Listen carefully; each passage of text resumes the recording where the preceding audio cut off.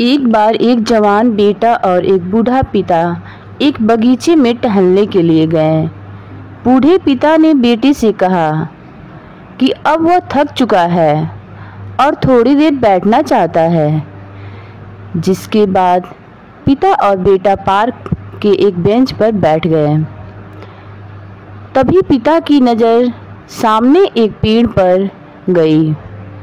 वहां उन्होंने देखा कि एक पक्षी पेड़ की टहनी पर बैठा है।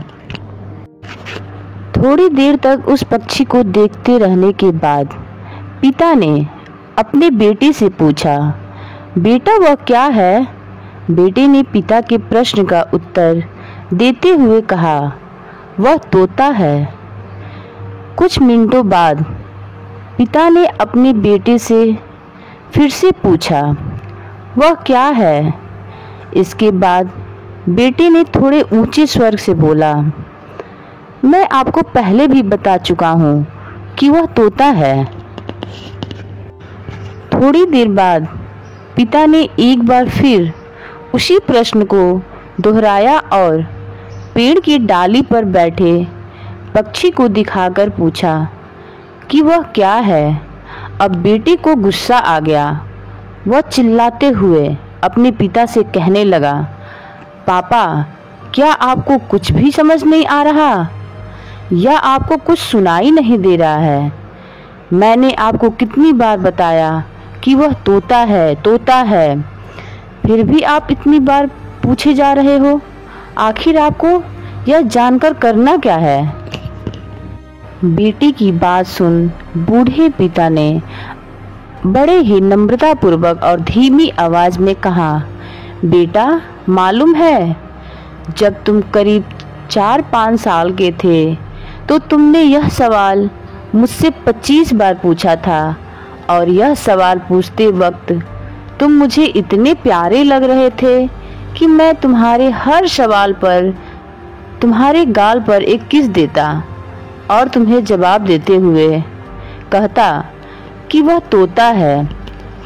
लेकिन तुम तो केवल मेरे 3 बार पूछने पर ही गुस्सा हो गए। दोस्तों ये तो सिर्फ एक कहानी है, लेकिन वास्तव में कई लोग अपने माता पिता की बूढ़े हो जाने पर उनके साथ अच्छा व्यवहार नहीं करते हैं।